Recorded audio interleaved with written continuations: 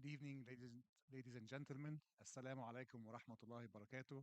My name is Adil Abdel Ghaffar. I'm the director of the Foreign Policy Program at the Middle East Council on Global Affairs, and it's my pleasure to welcome you to tonight's panel discussion. Over the summer, the Gulf has witnessed one of the most serious escalations in decades. The war between Iran and Israel did not remain contained. It spilled into the Gulf directly, most dramatically when the US airbase in Al-Udeid, only 44 kilometers from here, was struck. The conflict raised fundamental security questions regarding the Gulf, historically known as an oasis of stability in a troubled region. For the Gulf states, this moment is more than a passing crisis. It goes to the heart of a long standing dilemma: how to balance between reliance on external security guarantors, and the need to build and develop further indigenous defense capabilities. For Iran, the conflict has reignited debates around its nuclear program, its regional strategy, and the limits of confrontation versus diplomacy. For Israel, the conflict highlights its increasing willingness to attack enemies way beyond its borders with the help of the United States. As tensions simmer, regional and international initiatives for dialogue and de escalation have yet to provide durable frameworks. And while the conflict between Iran and Israel is on hold for now, it can erupt at any moment again. There's no resolution yet to this conflict. So, this is why tonight's discussion is very timely and important. So, how has the war impacted the calculus of states in the Gulf and beyond? And what role can diplomacy play in de escalating tensions in the region? What role should external powers play in such a de escalation? And can the region move towards a sustainable security architecture? These are some of the questions we want to unpack tonight. And to unpack them, we have a stellar panel of experts with us today, whom I'll introduce now. To my left, Sanam Wakil, Director of the Middle East and North Africa Program at Chatham House. To her left, Hassan Hassan, Senior Fellow for Middle East Policy at the International Institute for Strategic Studies in Manama, Bahrain. To his left, Yasmin Farouk, Director of the Gulf and Arabian Peninsula Project at the ICG. Welcome. And last but not least, Professor Shahram Akbarzadeh, professor at Deakin University, and our colleague and senior non-resident fellow at the Middle East Council on Global Affairs. Everybody has a PhD, so I won't call anybody doctor. They cancel each other out. For tonight's rundown, we will have each speaker will speak for about 7 to 8 minutes for opening comments. I will then ask a follow-up question. And then in the last half hour, I will take questions from the audience. There's a QR code on your chair. So we're trying a new technological advance. You can actually ask the question on the app, and then it should reach me here. But bear with us. This is the first time we try this. Without further ado, let us jump. And Sanam, I want to start with you, really, to look at the broader picture and set the scene for us. How has this conflict impacted the region and indeed the world? Thank you very much for having me. It's a real pleasure to be with you and also to be with my colleagues next to me. I'm looking forward to this discussion. I have to say that I'm just back from my holiday where I allowed my brain to completely empty of the Middle East. So apologies if I am not bringing my A game to this conversation, but I'm very excited to be here and look forward to the exchange of ideas above all. I think these are extraordinary times in the region, and I say this with great trepidation. Um, and at the same time, very interesting times. I say this as an analyst and someone that has been studying the Middle East for over 2 decades now.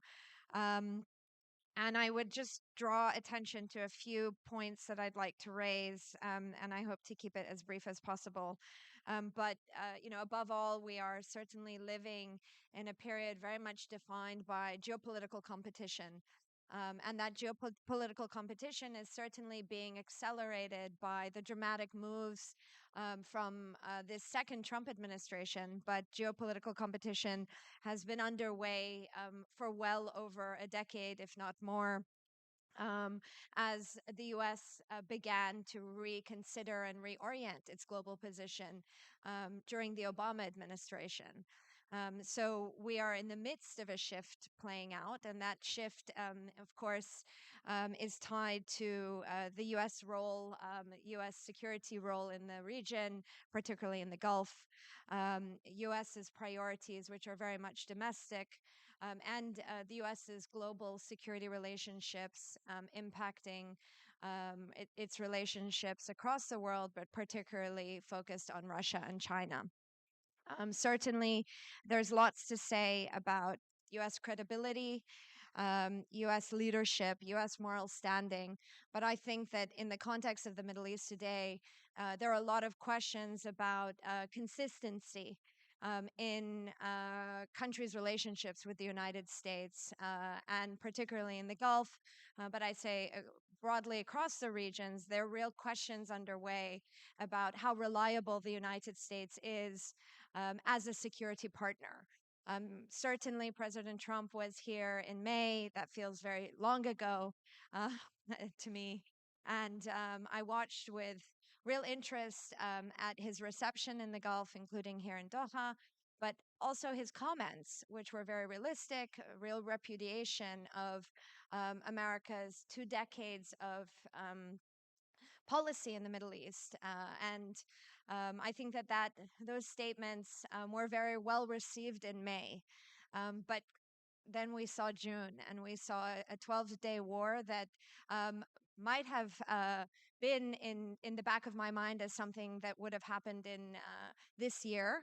I was perhaps thinking it would come later in the year, but the fact that we saw it in June certainly shows the unpredictability of the U.S., its interests, its security guarantees, and I can't say for sure what those relationships are going to look like in the next few months, let alone in the next 3 years. So I would put that forward as a huge unknown, and very much one that impacts relations across the GCC, but I think more broadly across the Middle East. And U.S. credibility, U.S. security, and U.S. leadership is something that will continue to have ripple effects in considering the region's security. Um, Secondly, I think we've been really witnessing and living through a topic that we've been discussing, I think, for far too long and not trying to come up with solutions, but that of the collapsing multilateral or international liberal order. It's collapsing certainly because international law is no longer respected in the way that I grew up thinking that it would. Conflicts are proliferating over the past 10 years. Conflicts have doubled across the world. And we're, of course, seeing that in the region, but we don't have to look too far from the Middle East itself to see the devastating impact of conflict. And multilateralism and the investment of the international community in not just stabilizing conflicts, but settling conflicts is also proving to be ineffective. We see this very visibly in Gaza, we see this in Sudan, we see this obviously in Ukraine and many undiscussed conflicts globally. And this very much matters, again, in the context of regional security, because as we have seen the conflicts of the Middle East blend together and become interconnected and transnational, it's very hard to find solutions to these conflicts. There is no one institution, there is no collective group of countries, or I would even say leadership in the international community to lead us through the management, containment, and settlement of conflicts. And that is deeply problematic. Um, in this context, of course, the region for a number of years now I think has been reacting to these global shifts. And so, on the one hand, we have seen regional states across the Middle East engaged in, I would call them twin normalization or triple normalization, let's say, patterns. resolving differences and conflicts with Turkey. We've seen the normalization agreements with Israel, and we have seen a series of de-escalation and normalization agreements with Iran. These normalization agreements are not all progressing at the same rate, but they do speak to a reaction from the region connected to geopolitical uncertainty, connected to, of course, this issue of unreliable multilateral institutions. And it speaks to an ambition, I think, across the region to have more agency in managing um, strategic alignments, managing and addressing conflicts. But on its own, these haven't been effective in resolving conflicts or stabilizing conflicts in any way. And I would say that the region is very much reflecting, of course, this shift in the international order, away from that unipolar moment, perhaps moving to a multipolar world. But I wouldn't say we're there yet. And in the context of Middle Eastern politics, I would describe it the moment as one of multi-alignment, where many states across the region are engaged in overlapping transactional network-based relationships in order to manage this moment of ambiguity, of uncertainty. And I think that's very much going to continue. And an outgrowth of that is that we are seeing an emergence of new players in the region, new countries like Qatar, but also many others that are trying to play a bigger role in bridging and managing conflicts. We're also seeing the emergence of more minilateral institutions and new trading relationships, again, to try to bridge the gap of this moment of uncertainty. But these on their own are not going to stabilize the Middle East or solve the ongoing wars or create the opportunity or take advantage, let's say, of the opportunities that are maybe before us. Um, Finally, just to speak of what we've been living through and experiencing in the region for the past 2 years, there is certainly, since October 7th and the war in Gaza, a regional reordering underway.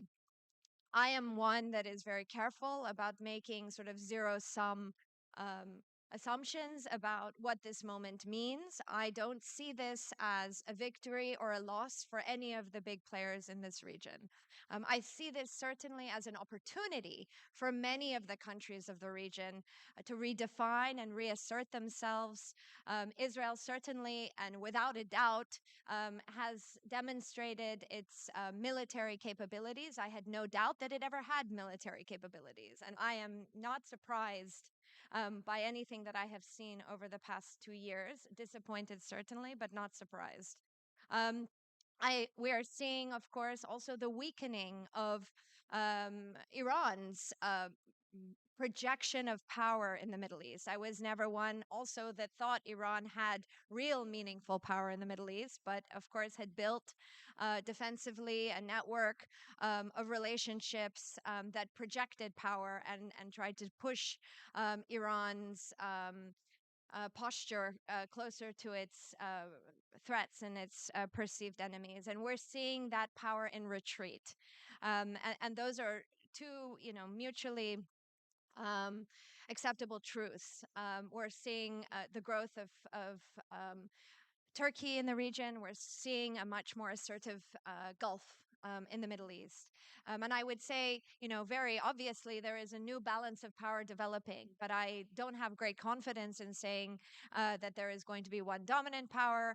And I think that there is an opportunity in this moment with the axis of resistance having been weakened, with the emergence of perhaps greater support for a Lebanese government. Obviously, the fall of Bashar al-Assad presents a huge opportunity in Syria that is profound and must be taken advantage of. But without greater regional agency, without greater regional coordination, without real investment, not just to contain the conflicts of the region, but to properly settle the conflicts of the region. And here I look at Palestine more broadly, not just what's happening in Gaza, but also the West Bank. And secondly, the other systemic ongoing conflict of the Middle East, which is that of Iran, as two interconnected and very important conflicts that need regional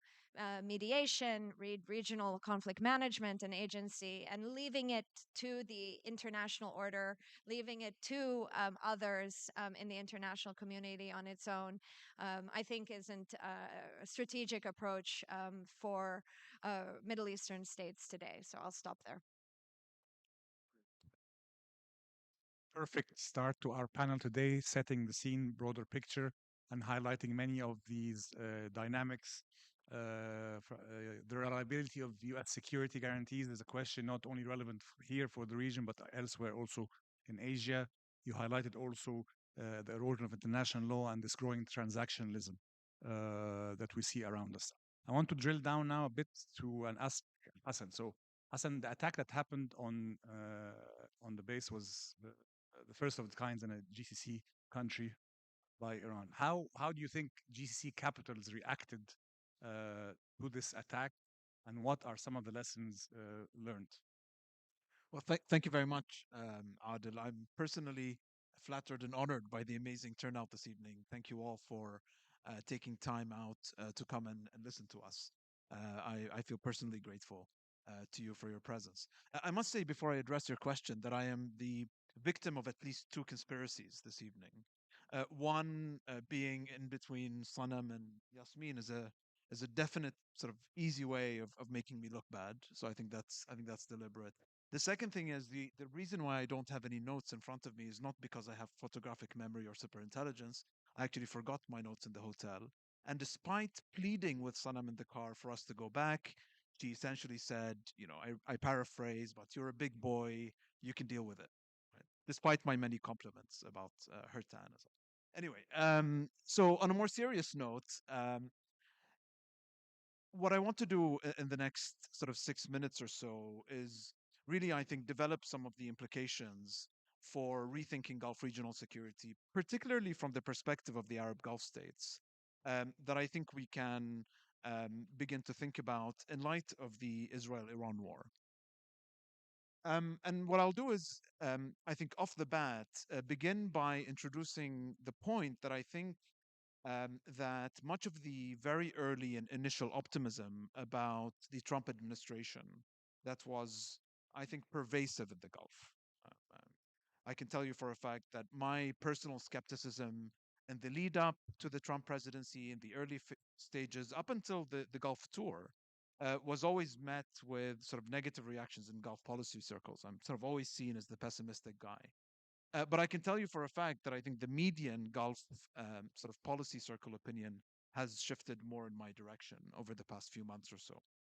I think it's an important point to remember because I think it's crucial to dispel the misconception that the Gulf states are secretly actually quite happy about the Trump, Middle East policy, and that they're sort of secretly cheering for Israel, and everyone is just can't wait to normalize. But there is, either public opinion domestically or regional opinion or concern of retaliation from Iran that's holding them back. I don't think that's the case. I think it's extremely important for us to dismiss this notion that does seem to be pervasive, especially in Western capitals. You hear it quite often.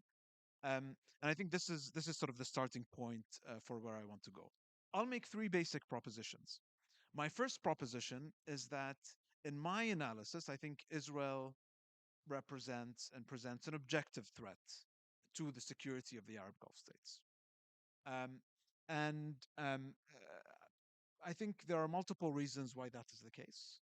Um, Most certainly, Israel started a war that I would be fairly confident in saying that probably most, or at least, or perhaps all of the Gulf states did not want with Iran. For the very simple reason that war is bad for business, but not all business. Some people make a lot of profit from war, but more specifically in the kind of business that the Gulf states are trying to, and sort of the kind of economic projects and economic development and connectivity that the Gulf states are trying to sort of to position themselves in. So I think this is clearly a war that the Gulf states did not want. This was very clearly the thrust of the various tweets and commentary by senior Gulf officials. The Saudi Foreign Minister, Prince Faisal bin Farhan, has been saying for many months, including explicitly in Davos, that hopefully President Trump will be able to resolve conflict, and that hopefully we can get sort of ahead and avert a regional showdown. I think the way that the Saudis had dispatched the defense minister to Tehran, really to deliver, I think, a warning to the Iranians that you need to sort of strike a deal with Trump before Israel strikes. I think all of those point to a Saudi desire. Uh, we've also heard from Qatar's former foreign minister, Sheikh Hamad bin Jassim, on Twitter, who's also been speaking in addition to Dr. Anwar Gargash from the UAE. And all of them seem to be of the view that this war is something that they did not want. So I think Israel threatens sort of the security of the Arab Gulf states uh, somewhat indirectly because of its actions in Iran, because of the sort of the military aggression, but also because of the potential impact of some of the military options that Israel was considering. Um, Totally sort of in a manner that is totally indifferent to the sensitivities to the interest of the Arab Gulf states. So think about the environmental impact of a strike on Bushehr, or of a strike on Iranian oil and gas facilities in the Gulf. That would be environmentally devastating for countries in the region. I think Israel, to go beyond that, actually also presents more of a direct threat because of the fact that it seems to have embraced Iran's view of the region as an open battleground, irrespective of those theoretical constructs we call state borders, and obviously irrespective of international law. So I think, you now have sort of two actors that are willing to slug it out across the region and have sort of become mirror images of one another, at least in this respect. Israel is becoming and is, in fact, a territorially revisionist actor.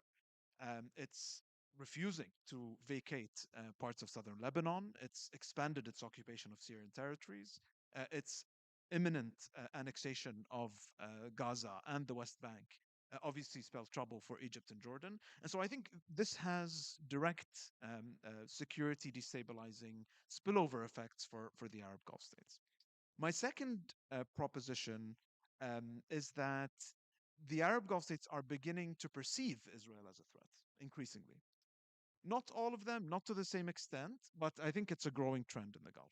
With the Saudis, it's quite obvious, and I think this partly explains the shift in Saudi attitudes towards Israel. I think the inflection point, or one of the inflection points, were Netanyahu's comments when he said that the Saudis could establish a Palestinian state on their own territory if they were so committed to that idea. The idea of a greater Israel, I think, is seen with a degree of anxiety in Saudi Arabia as well. And I think this is part of the reason why the Saudis are spearheading the global coalition for the implementation of a two-state solution that is essentially and propping up Syria's HTS government against Israeli pressure as a way of building leverage and building diplomatic pressure on the Israelis. So I think this pattern of behavior, overlaid with the declarations, the statements of senior Saudi officials, I think points to a shifting Saudi attitude and perception of Israel. I think the same probably goes for Qatar, Kuwait, and Oman. I think the more ambiguous cases are obviously the UAE and Bahrain. My guess is that the UAE and Bahrain probably perceive Israel as destabilizing, but not necessarily as representing a direct threat to their own interests. And in any case, they probably believe it to be more effective to ensure that Israel remains on side, given the fact that it's a very capable, unrestrained, and US backed actor, and that this is a more effective means of preserving their security rather than confronting Israel diplomatically, like Saudi Arabia, and I would venture to a lesser extent Qatar, have done over the past period or so. My third and final proposition is that the Gulf states are actually ill equipped to address the threat posed by Israel. Their partnerships, their alliances, their military technology are in fact configured to deter and confront and defend against attacks from Iran, not from Israel. One has to question the effectiveness of Western military technology and the eventuality of a showdown with Israel. Will it even work? What kinds of kill switches will go off? I think these are real questions. How effective a partner will the US be in restraining Israel? We've seen Trump retroactively redefine his preferences, to be more closely aligned with those of Israel, even at the cost of contradicting his previous positions. So, in a sense, you can't really count on the US to restrain Israel. You can't necessarily count on US weapon systems to deter or defend against a theoretical Israeli attack. What are your options? You don't really have very good options in the near to medium term. Defense diversification, I think we're already probably at the ceiling of what the Gulf states could possibly do without inviting US ire at this stage.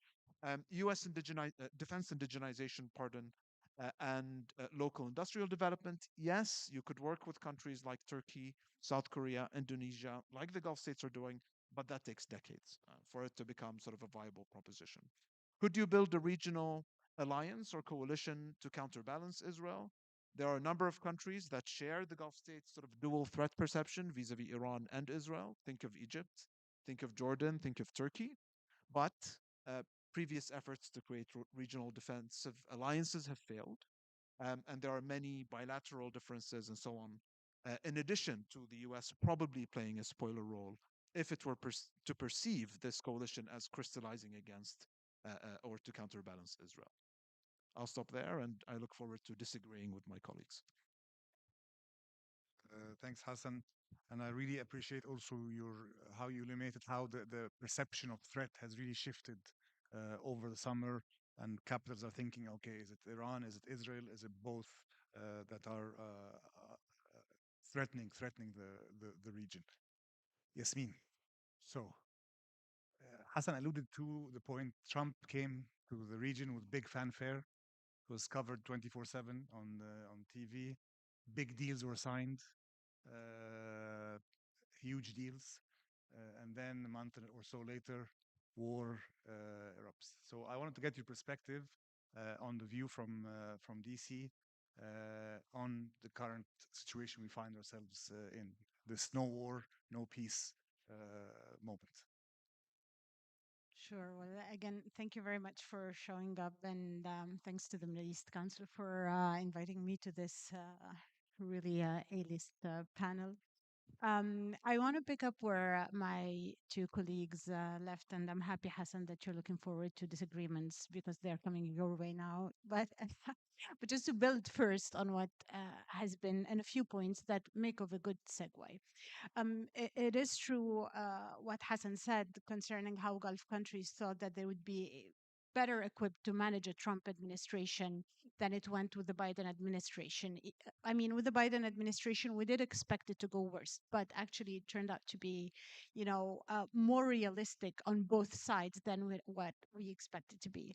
But also to the benefit of Gulf countries, the assumption that they will be able to deal better and that there would be better understanding with the Trump administration came also from the fact of one knowing some of the people inside of the administration personally, but also especially before when right before the strike on Iran happened and even during the war, the fact that there were voices inside the United States saying publicly that they don't want the United States to be involved in this war, neither by directly striking Iran or by helping Israel and supporting it in its war against Iran, gave the Gulf countries some reason or some causes to believe that they could influence the Trump administration. Because when the Trump administration came, Gulf countries were very aware of the tension that exists between some isolationists inside this administration and some hawks on Iran.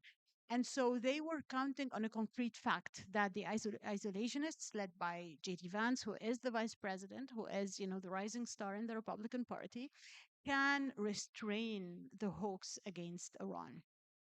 Of course, I agree with your conclusion, Hassan, that turned out, I mean, Gulf countries have no illusion today about how unpredictable President Trump is. That even if we can establish some facts about the credibility of his threat to use force, we're still never sure whether he's going to use it or not. You hear in the Gulf about him that he's very impatient. And yet, honestly, he has shown patience on Russia. The United States is getting involved in the mediation on Sudan, and when everyone thought that they're going to drop the ball because it's taking too long, they're not. And so it's still unpredictable. It's still difficult to know what the president is going to decide, but there are concrete facts that actually led the Gulf countries to think, and some voices inside the Gulf countries still think that they can manage this administration. The loss of credibility and trust in the US that Sanam talked about is very real. But then again, during this war, the US has proven that it is still the only country willing and able to intervene in this region. So you really don't have another option but to talk to this power, because it is the only power that is ready to project and intervene.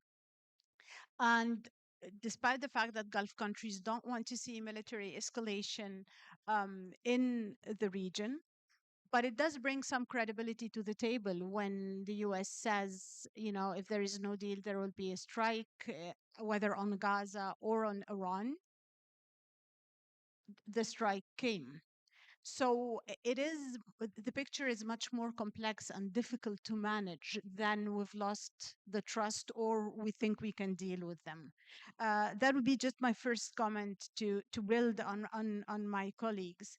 And I think also to Hassan's point about Israel in the region, um, it's also not only because war is bad for business, but also because those countries for 2 years have managed to keep the Gaza conflict from spilling over into their space.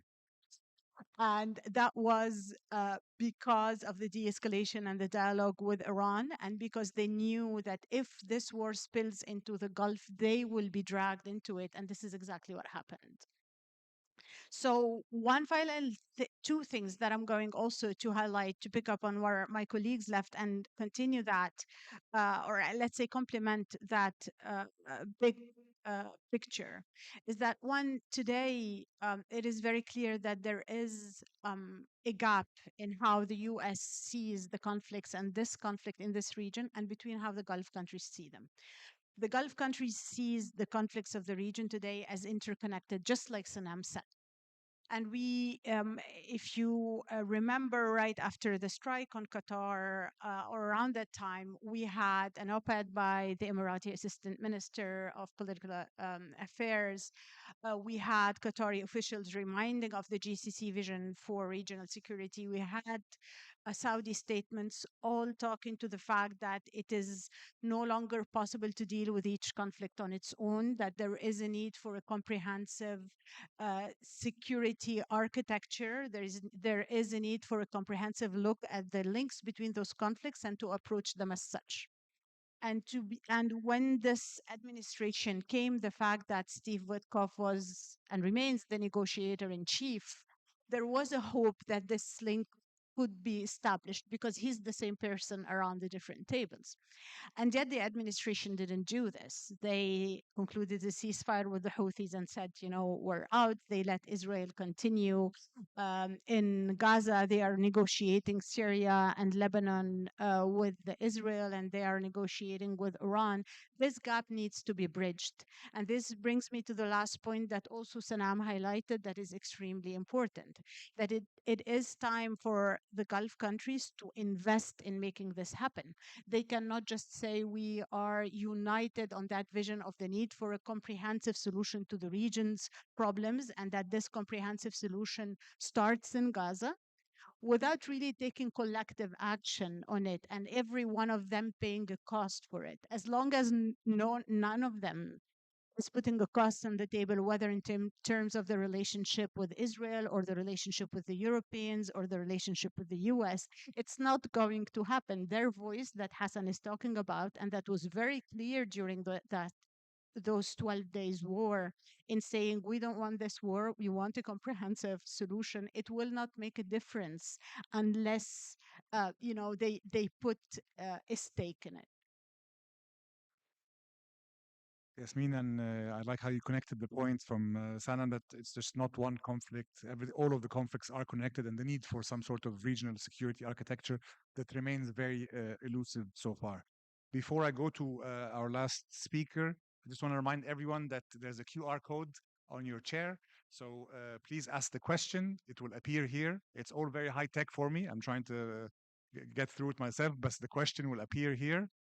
Ask the question. I will direct it to our speakers. Otherwise, we'll get the microphones out. Okay. Shahram, last but not least. So I want to get a view from Tehran and what is the Iranian calculus.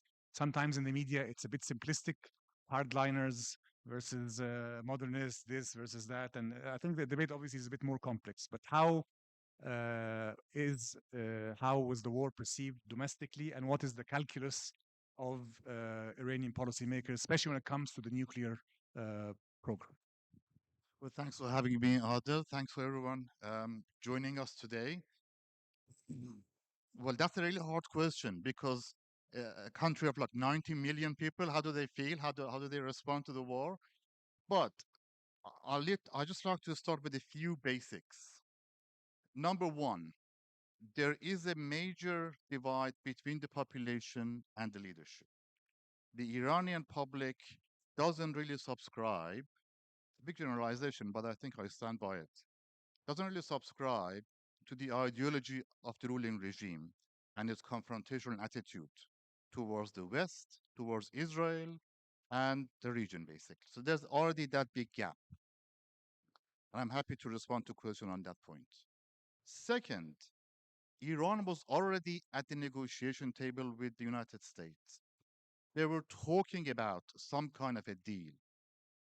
And then Israel attacked. And the United States joined in.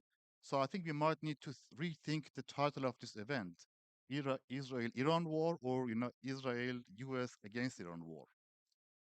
And the message that sends is significant. That the Iranians can't really rely on what the United States says. Even more to the point, they can't really appeal to international law for protection because nobody made a peep. There was no international condemnation of the attack. So there is deep distrust in Iran, especially among the leadership of the international system, and how the United States manages to really utilize the system for its own advantage. Now, you have a president in office, Pezeshkian, who is supposed to be a reformist. So he's trying to navigate this really impossible situation where Iran's under attack. The United States is insisting that Iran should give up its uranium enrichment. And he cannot afford to be weak. He cannot afford to surrender.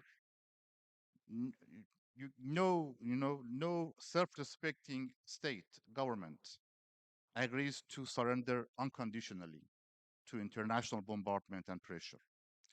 So, but he also knows very well that not surrendering, not coming up with some kind of a compromise deal is going to be the end of his government and possibly the regime.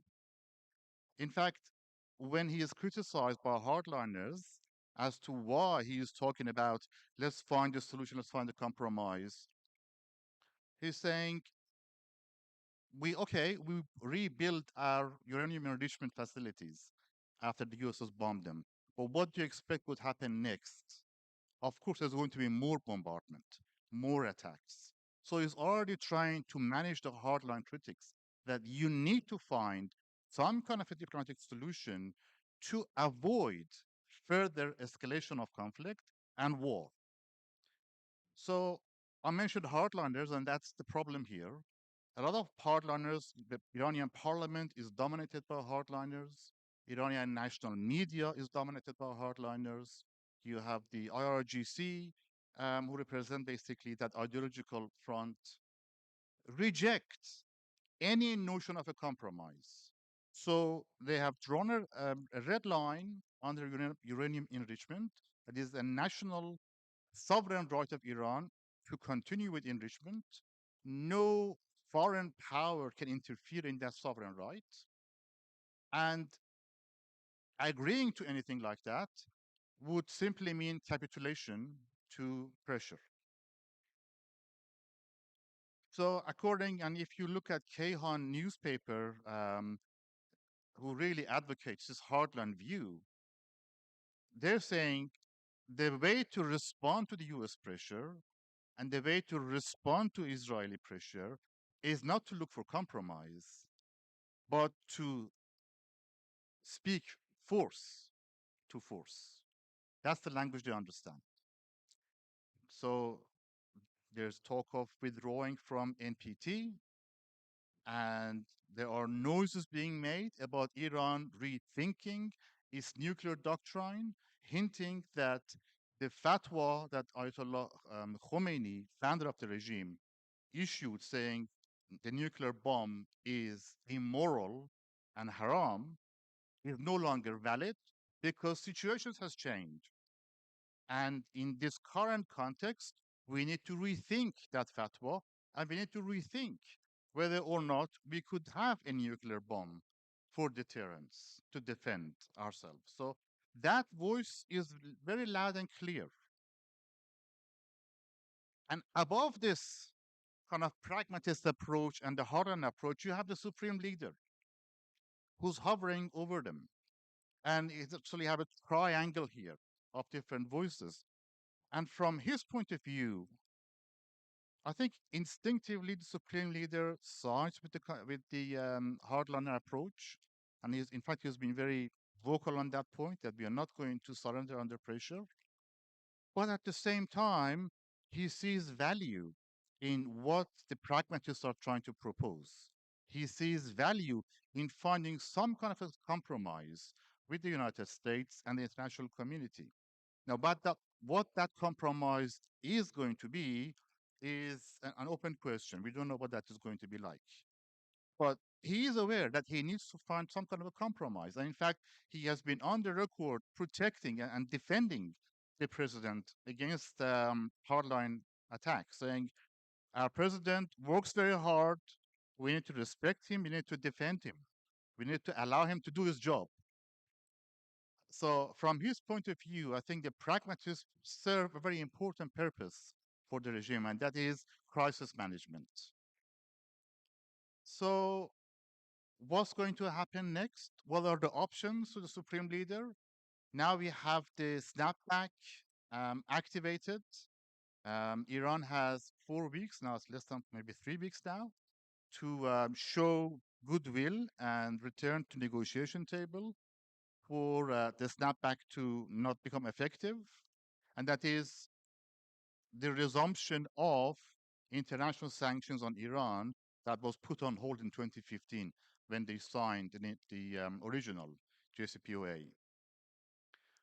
So I think the supreme leader would be thinking about making another heroic flexibility, showing flexibility. That's what he said in 2013 when he gave the okay to Iran going into negotiation and signing JCPOA. In his view, that was a tactical retreat in order to preserve the regime. And I think, again, that question has come up very much so. The question is, can the regime survive if we continue on this path of confrontation, if the snapback comes into force, and potentially it's not just sanctions, but also Israel could interpret this as a green light for further attacks. And I think that is not a very unlikely scenario. So for supreme leaders, in his calculation, can Iran afford this scenario? Snapback, which is going to grind Iranian economy to a complete stop, complete halt. I think the growth rate in Iran is 0.6%. Only Syria and Lebanon have lower national growth rates in terms of their economy. That with snapback, that's going to be even lower.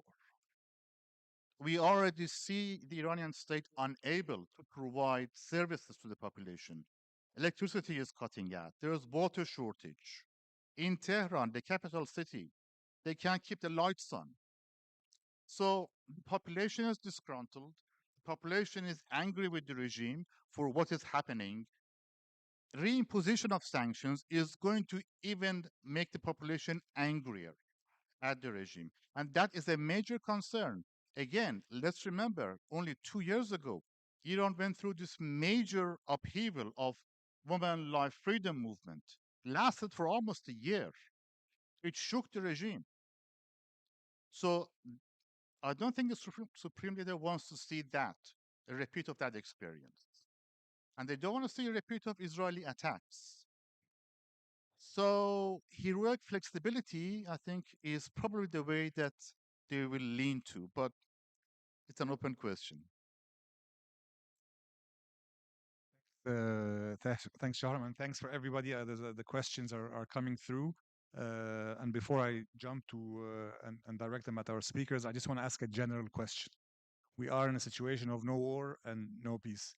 How do you see the rivalry and the conflict between Iran and Israel unfold? Are we going to see a potential other conflict in the next couple of months, year? How do you perceive it? Optimism, pessimism? 100% pessimism. I think this is a lull. This is a pause, and both sides are regrouping, rearming for the next round. And I would give it a couple months maximum.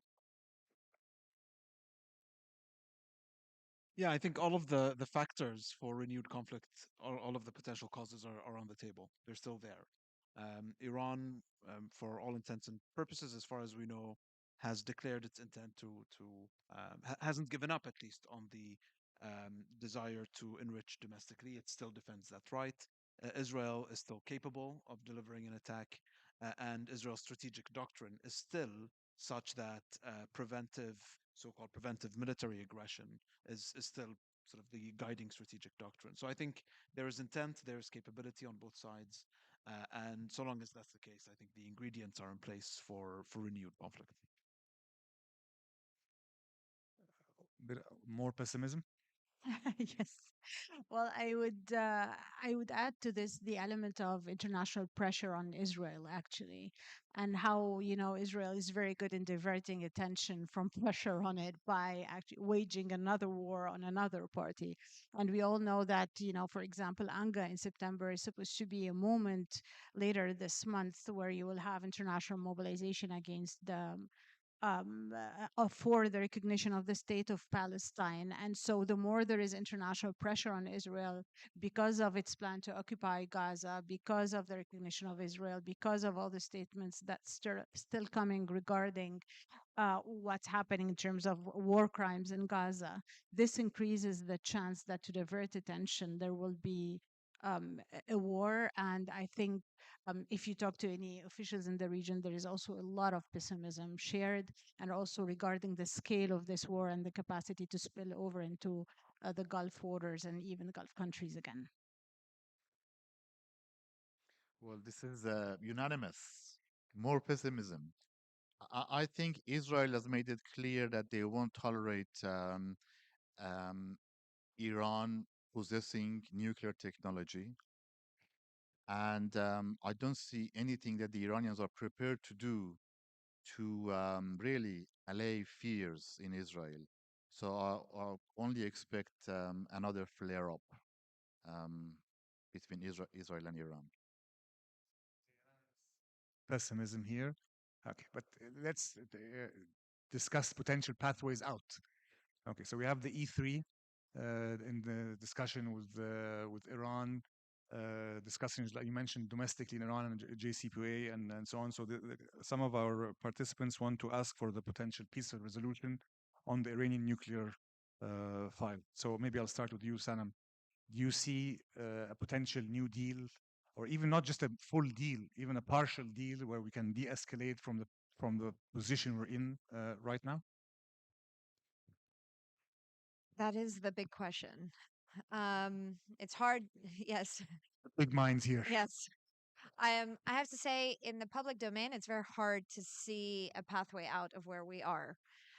Really, going back to my opening comments, because I don't see any one single leader or group of leaders willing to throw their skin into this game. The E3 are gambling on the snapback mechanism as their last sort of window of leverage and pressure on Iran, and certainly there are channels open, not necessarily through the E3 to the US, but using other parties that are trying to maneuver and discuss scenarios.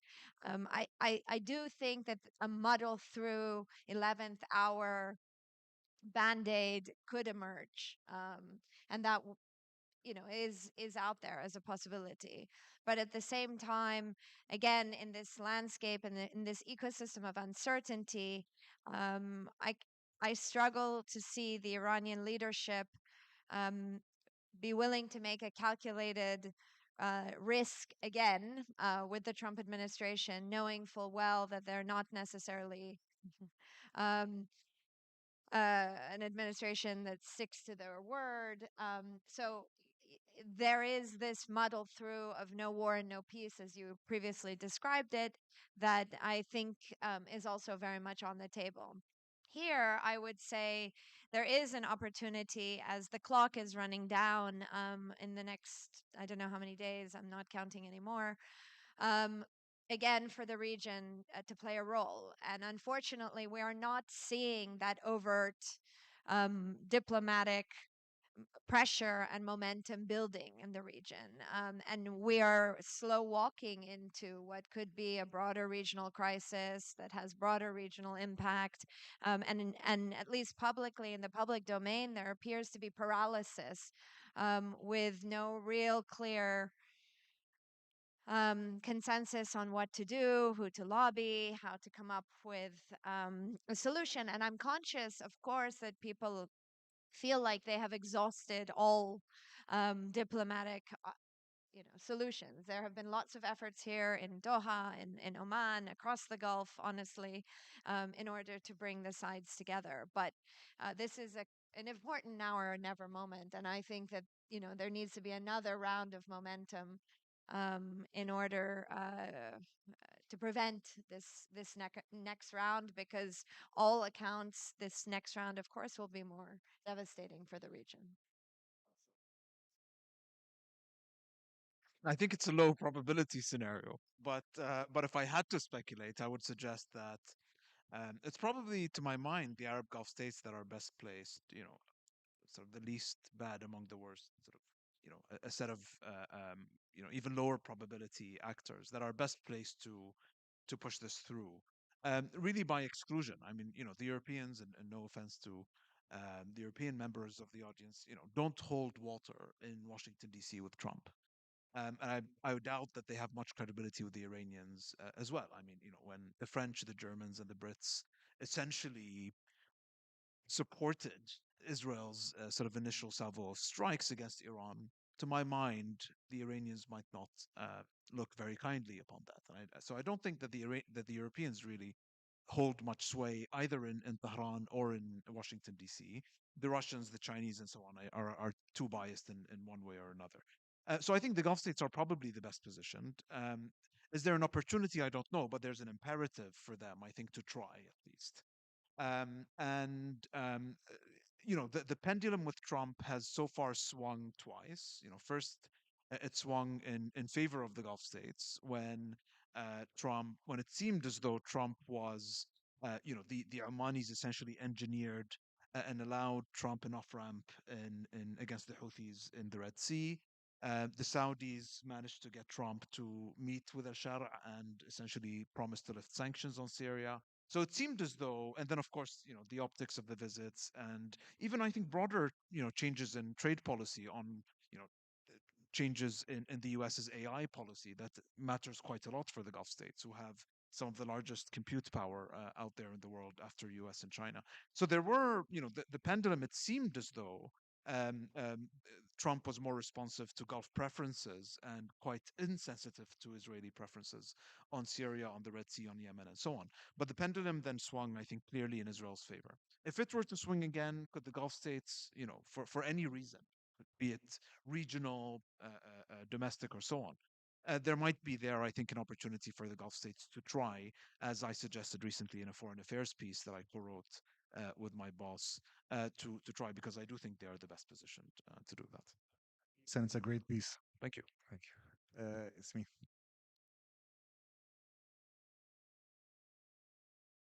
Honestly, I don't have anything to add what Sanam and Hassan said, but maybe there is actually an actor that we haven't spoken about. And actually, when Hassan, you mentioned that the Gulf countries or the Arab countries are never good at making, a defense alliance. That's for sure. But we do see more rapprochement with Turkey, uh, even on, there has been recent moves, for example, on conflicts like Libya, like Sudan. So if you could envision like a GCC, but, with the substance, a proposal with substance to be put on the table regarding Iran that also brings along Turkey, that's not an impossible scenario. But again, it takes what Sanam and Hassan and I alluded to.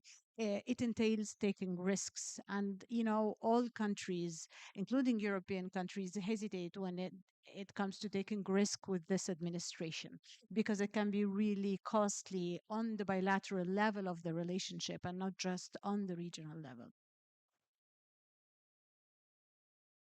Briefly, I think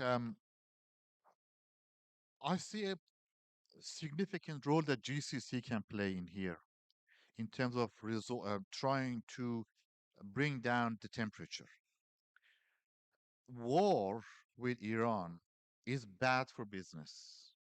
It's bad for GCC. If there is war and the hardliners come true with their promise of closing the Strait of Hormuz, everyone loses. Of course, Iran loses because they can't ship their oil, but everyone else also loses. So I think there is strong incentive here for GCC member states to talk to the United States. Um, there is good relations with the United States, and they can reach and lobby the U.S. administration to convey the message that we don't want war. Let's find a compromise. Both sides have to give a little to have a compromise. So someone has to step down. They all have to step down a little bit to get a deal going. And I think that's in the interest of GCC member states to push that agenda seriously. A number of GCC member states have good ties with Iran. Oman has been very active in mediating. Qatar has extensive ties and links with Iran and is well respected in Iran. So I think now is the time to leverage those ties, talk to Washington, but also talk to the Iranians to convey the same message. I think the Iranian leadership at the end of the day realizes that war is bad. They don't really want war, but at the moment they feel cornered. They're in a spot where they have no choice but to fight. And I think you need to give them a chance to come out of that corner and find a compromise. Can I just add a two finger? It is important to note that there was an impact of the Iranian strike on Qatar. Especially, I think, if I were to highlight it, especially the smaller countries, the most vulnerable ones in the Gulf, were particularly alarmed by this. And when we say that Gulf countries need to take risks by putting skin in the game, as Sanam said, it is also taking a risk when it comes to Iran, of Iran's commitment to abiding by whatever those Gulf countries are going to get themselves involved in.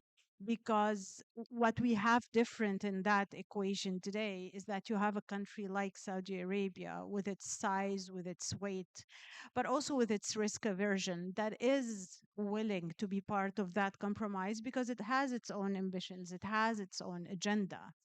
But again, there is risk coming from both sides, not just from an American administration that can impose a cost on any country in the region or even in Europe that doesn't align with its policies, especially in critical times.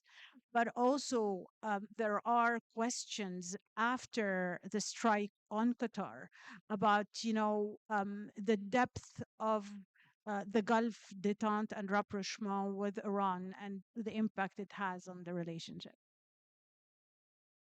And you mentioned how capitals viewed the attacks with alarm and how they can react to their security as well. So, Hassan, I want to ask you a question that comes from our audience here. How will the recent conflict encourage GCC states to create a Gulf version of NATO? So, I guess question about collective security within the GCC framework. Yeah.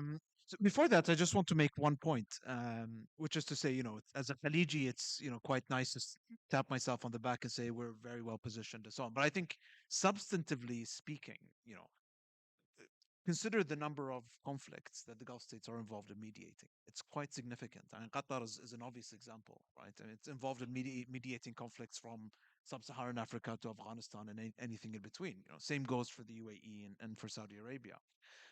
The most realistic interim governance plan on Gaza, the New York Declaration that's on the table, is in large part a Saudi-led effort.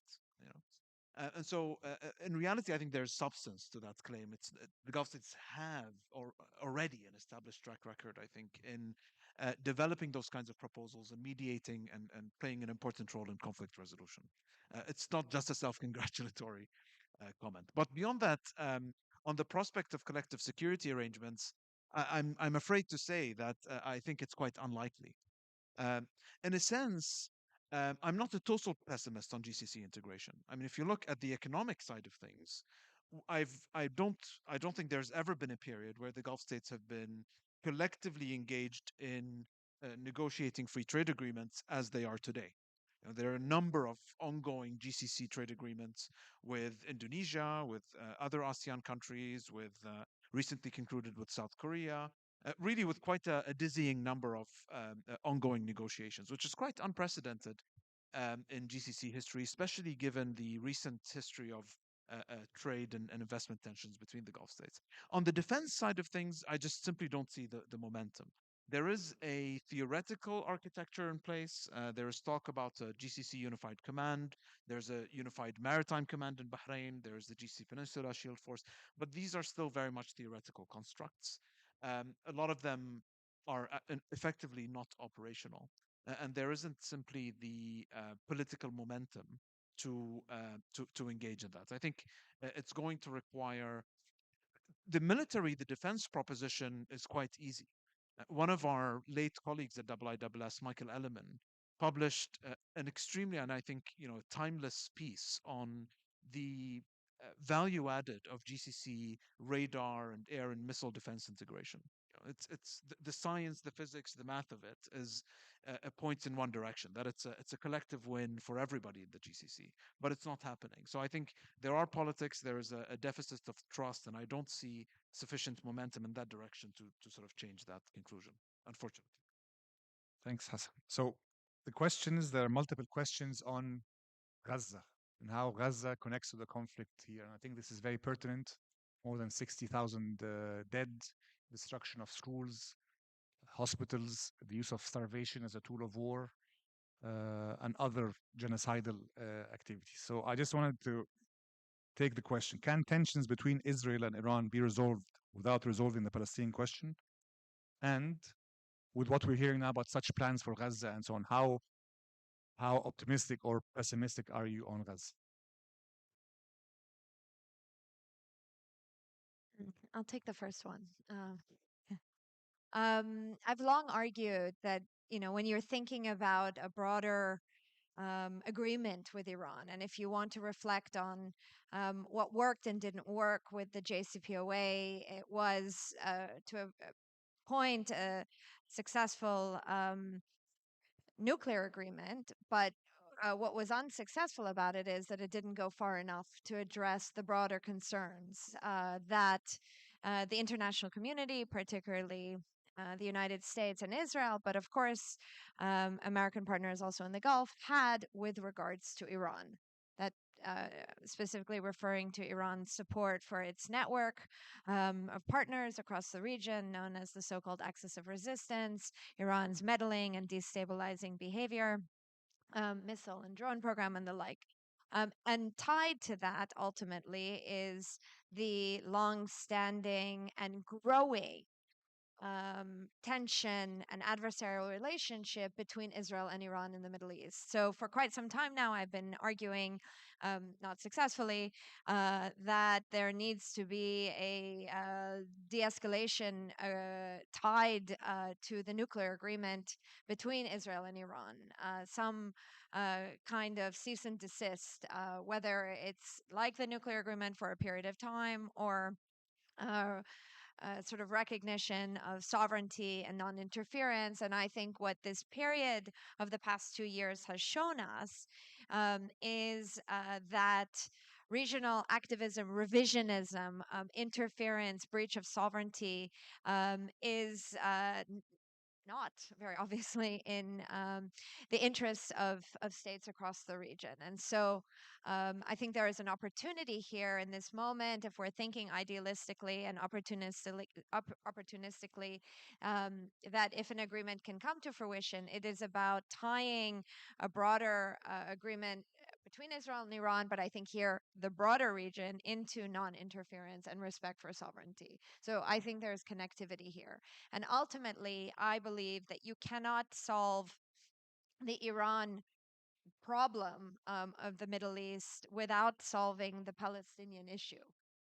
Because Iran has instrumentalized the conflict for its own purposes and locked itself into this adversarial relationship through the Palestinian issue, and vice versa. Israel, as a result, um, sees Iran as its existential mortal threat in the region, and so they must be tied together. And this is again here where um, regional agency is needed to unlock both of these conflicts. Just simply a ceasefire in Gaza isn't going to solve the problem on its own.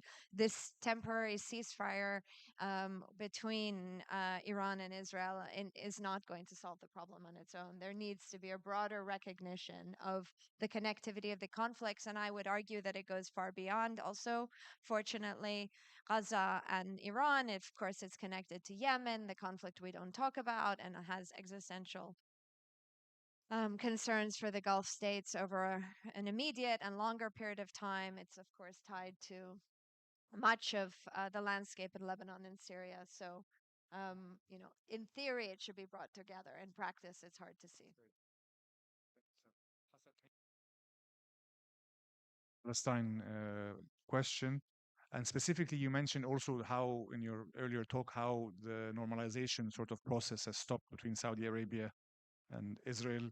Is there a way, Saudi Arabia has been leading this effort in terms of recognition of Palestinian statehood, that Saudi Arabia would leverage its weight further to find some sort of accommodation, leading to a sort of an Arab plan that was previously on the table? Do you see that happening, or not? Highly unlikely. I mean, unlikely, unfortunately. I think I have somewhat of a different view. I don't think that the Palestinian issue is a necessary resolving the Palestinian issue is a necessary condition for, let alone a sufficient condition for solving the sort of Iranian-Israeli rivalry.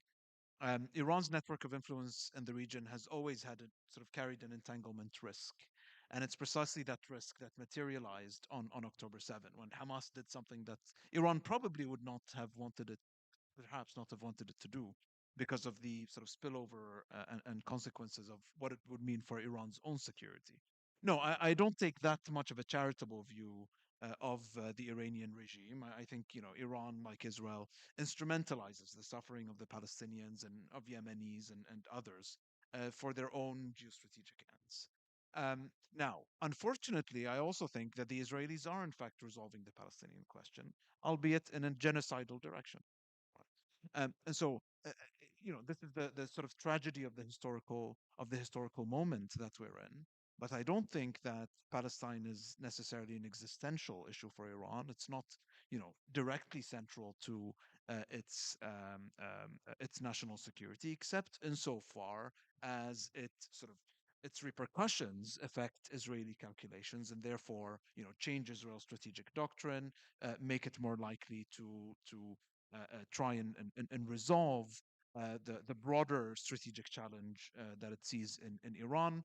First, by going against Iran's allies and networks of influence in the region, be they in Palestine, in Lebanon, in Syria, and in Yemen, and then strike at the core of Iran itself. But the point is that I think the Palestinian issue and Iran's involvement there is a symptom of the rivalry.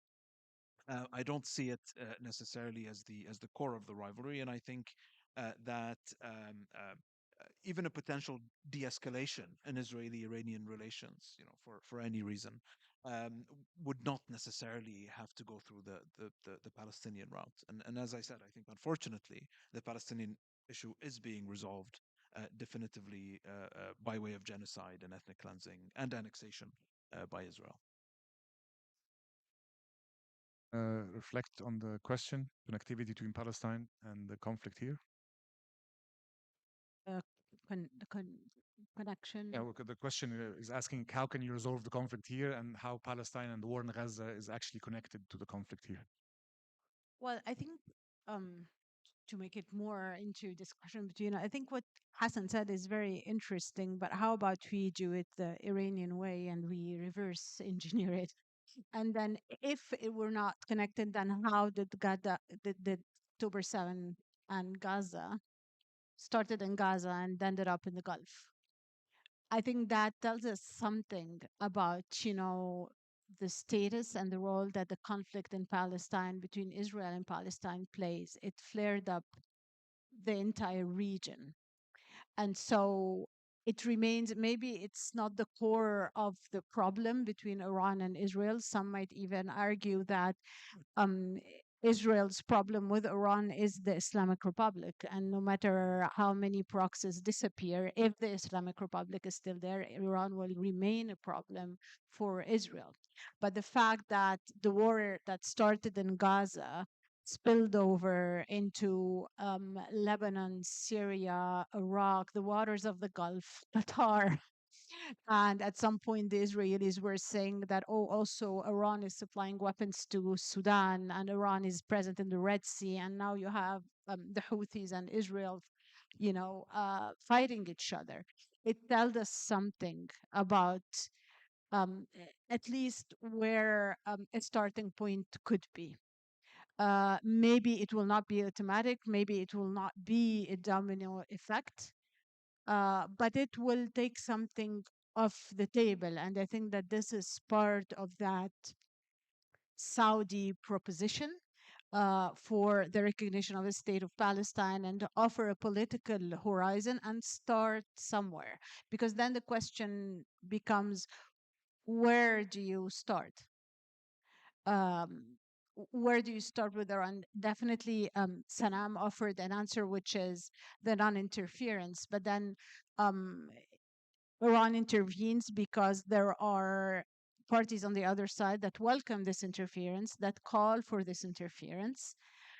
And so I think that still there is a connection. Maybe it will not solve the problem between Israel and Iran, but it is definitely part of the puzzle between Israel and Iran. Uh, Hypothetical question, really. I don't see how the question of Palestine can be resolved, to be honest with you. I'm very pessimistic about that. I disagree with my colleague that Israel is resolving it through genocide. Israel cannot kill all Palestinians and cannot expel all Palestinians.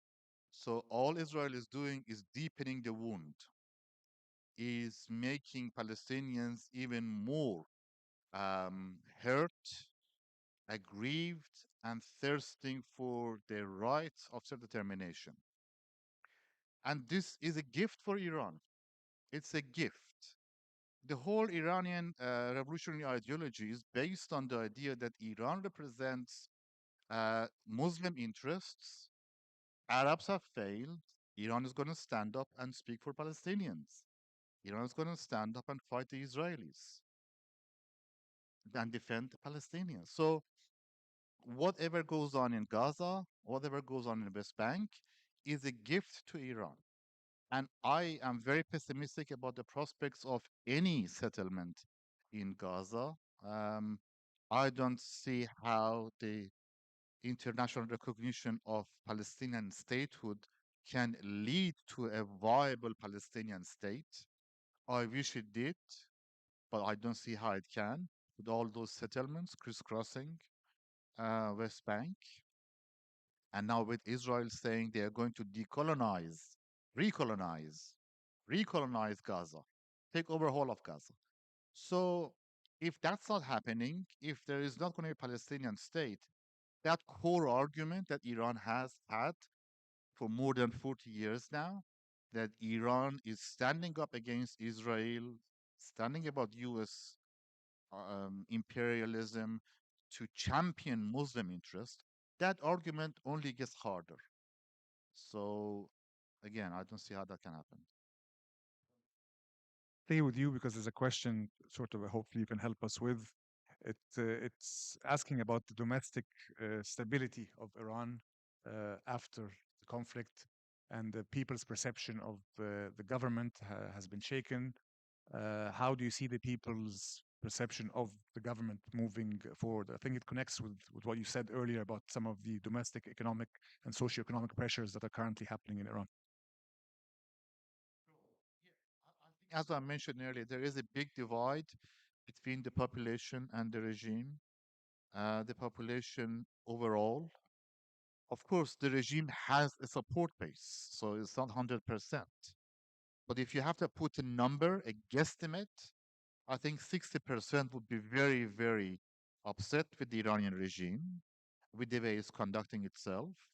There has been uh, localized protests in different cities, not always political, but over local issues like bread shortages or retirees not receiving their salary, their pension. And they all blame the government for failing them, for mismanagement, for corruption. So there is that public antipathy and anger against a regime that is not looking after its people. Not only that, it's driving Iran to more wars and more conflicts. So I would say there is a significant risk of another national eruption, popular eruption of anger against the regime, very much like what we saw during the Women Life Freedom Movement in 2022, 23. And I think Israel was banking on that. Netanyahu was banking on that happening. That was the message he was sending, asking the Iranians to stand up for their rights. The problem is, Iranians were too concerned about dodging bombs than regime change. So you don't get regime change under bombardment. But there is tension, and I think, yeah, I'll stop there. I think Sana wants to say something. I'm in briefly and add to Sharon's points. I would say, I mean, what I have learned or observed since the war is certainly a few things. What's been interesting to me is that I think the war really brought to light the nationalistic impulses of Iranians, but that shouldn't be equated with loyalty to the system. It also brought to light a much more open debate across Iranian society and the political establishment about governance reform. And I think that's certainly quite interesting because that space has been quite closed for a few years now. So we are now hearing ideas of what that reform process will look like. I think the war has accelerated not regime change in Iran, but a change in the regime that was already underway and inevitable. And so watching that space and seeing how the political establishment, the leadership, the individuals are looking to remain relevant in the next phase of um, maybe we'll call it the Islamic Republic 3.0, is what we are watching unfold. We can't necessarily decisively predict who or what institutions and individuals are going to come out on top, but this is a system that is adapting and looking on how it is going to remain resilient amidst immense amount of pressure. Secondly, on Iranian society more broadly, what emerged to me also is that Iranians don't have a clear sense of what they want. They might be deeply frustrated with the political establishment, with the collapse of the social contract, with the limited economic prospects and growth. But there is no real clear consensus in Iran of what a future system looks like. And that, of course, is always an opportunity for an authoritarian structure that is self preservationist and adaptable. Um, so, again, a space to watch and see what emerges. It's a system, though, that has constantly proven to be resilient and constantly proven thus far to eat its own and to go after its own people. So we are running out of time. There's one more question here I'll take. And since we covered Iran, I think we need to cover Israel as well. And there's a very pertinent question here from one of our audience members. It says, please reflect on the viability of a strategic vision of Israel as an isolated pariah security state. Is this the ultimate vulnerability of Israel? Israel went from trying to pursue Abraham Accords to now really being isolated in the region. Is this the ultimate vulnerability of Israel? Very briefly, I think that Israel, I mean, it's too early to assume how this war is going to end in Israel. I think that the Israeli political establishment is obviously very divided and factionalized. And there are equal divisions between state and society in Israel that we have to let play out.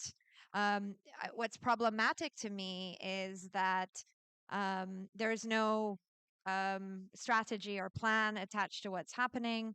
That clearly Israel is maybe revisiting its past doctrine of tolerating the axis around it and is looking to reestablish, new terms and conditions for its security in the region, very much at the expense of its international status. I think what's problematic for me is that Israel doesn't understand the region.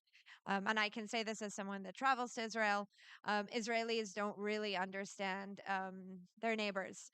And to me, this is very evident in the miscalculations they made in the 12-day war, where I don't think they really had a good sense or they were getting really bad advice about what is happening in Iran or how the Iranian state or individuals would respond. But ultimately, I think they're also miscalculating and assuming that the region states that opened their hand and indicated warmness and willingness to normalization, I think they're assuming that they'll still be there. And that might be the biggest miscalculation of the Israeli state today.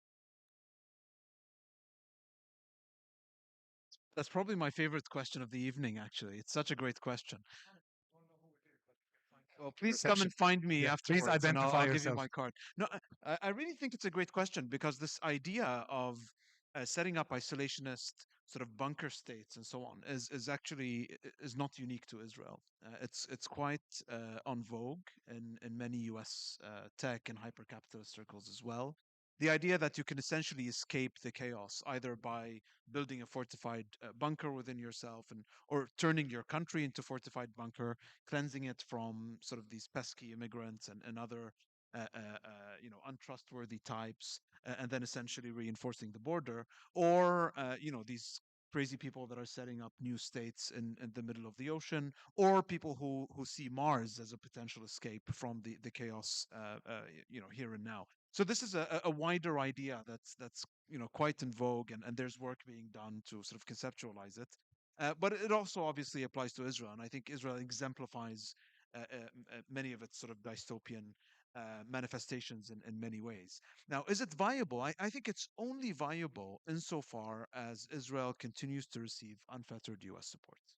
And we have to remember that Israel is only able to project power and sustain multi front wars at such an intensity because of US military and financial support and diplomatic cover. Without that, I think the Israeli proposition would be a lot less viable than it currently is. If I were Israel, I would be very worried about the massive and deep shifts in U.S. public opinion, especially about, in the younger generation. There have been interesting polls coming out on, you know, they differ in the various percentages and so on, but I think there's unanimity that there is record high sympathy for Palestinians in the United States. The Republican Party, quite interestingly, is split along generational lines. It's the most polarized on this issue. So I think, if I were Israel, I would be quite worried that the one of the most important enablers, that is U.S. public support for what I think is the most necessary ingredient for its and long-term viability as an isolated bunker, militarized, hyper-aggressive state, is could potentially change in the medium to long term.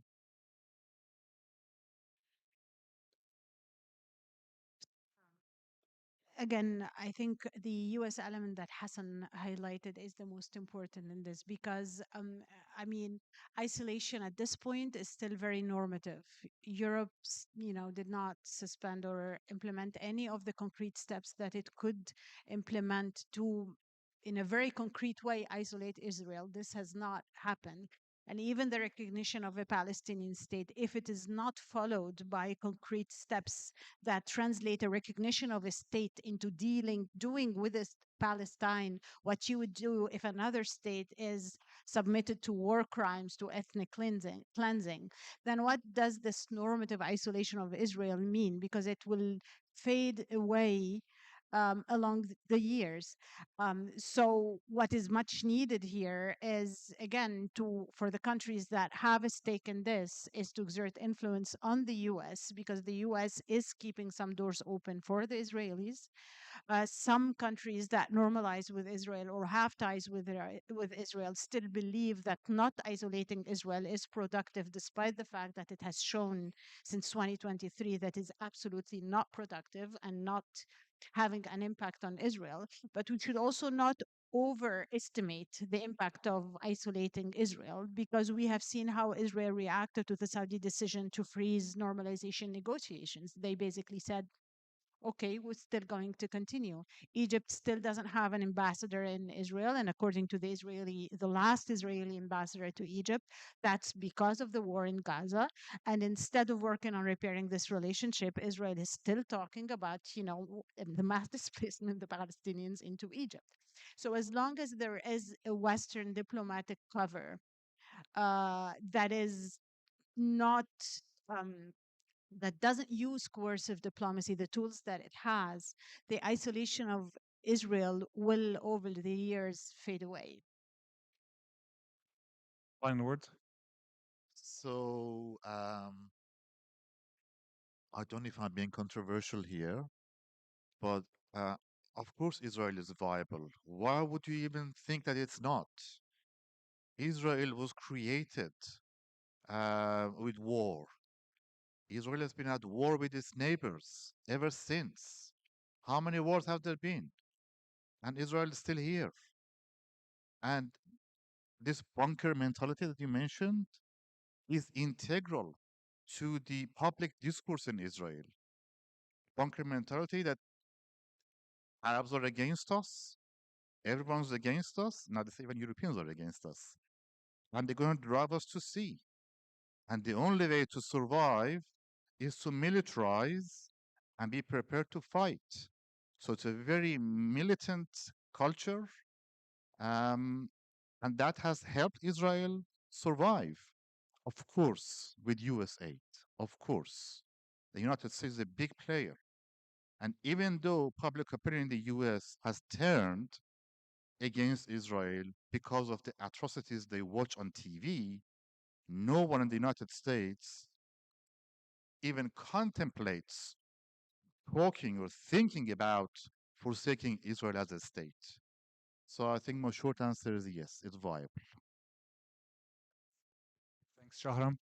With an excellent panel like this, we can keep going, but unfortunately, time is very limited.